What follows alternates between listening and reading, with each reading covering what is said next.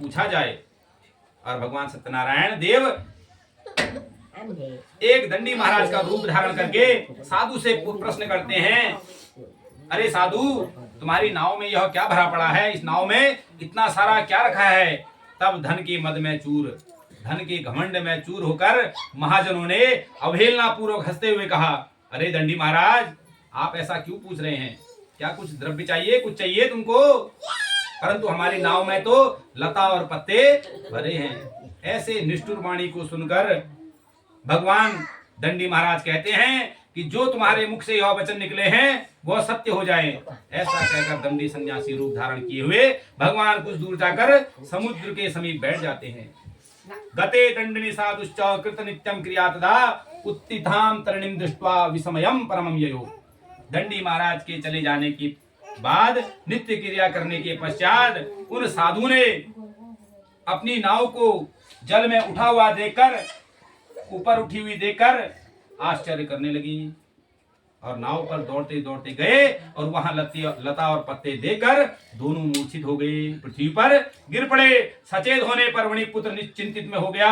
तब उनके दामाद ने उनसे कहा, आप यह शोक क्यों कर रहे हो? अवश्य ही यह दंडी महाराज जी के श्राप से हुआ है। इस स्थिति में चाहे तो सब कुछ वही ठीक कर सकते हैं, इसमें तनिक भी संशय नहीं।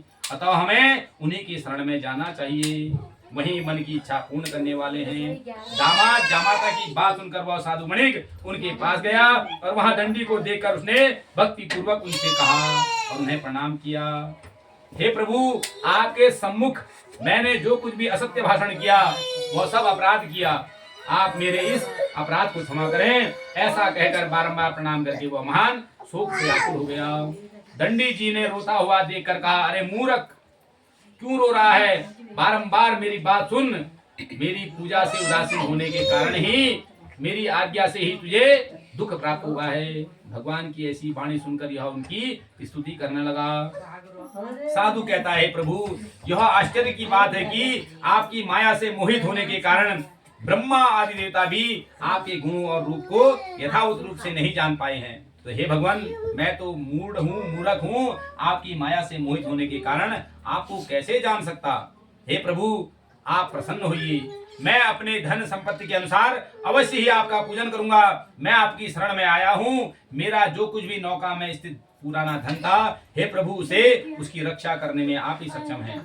इस वाणी की भक्ति पूर्वक वाणी सुनकर भगवान जनार्दन संतुष्ट हो गए। भगवान हरि उसे अभिष्ट वर प्रदान करके वहीं अंतर्धान हो गए। दंडी महाराज अंतर्धान हो गए। उसके बाद वह साधु अपनी नौका में चढ़ा और उसे धन धान्य से परिपूर्ण देकर भगवान सत्यदेव की कृपा से बारंबार उनकी स्तुति करने लगा। ऐसा कहकर सदनों के साथ उसने भगवान का विधि पूर्वक पूजन किया। भगवान सत्यनारायण की कृपा से वह आनंद से परिपूर्ण हो गया और नाव को प्रयत्न पूर्वक संभाल कर उसने अपने देश के लिए प्रस्थान किया। साधु वणिक ने अपने दामाद से कहा, वो देखो मेरी रत्नपुरी नगरी कितनी सुंदर दिखाई दे रही है। इसके बाद उसने अपने धन के रक्षक दूत को अपने आगमन का समाचार देने के लिए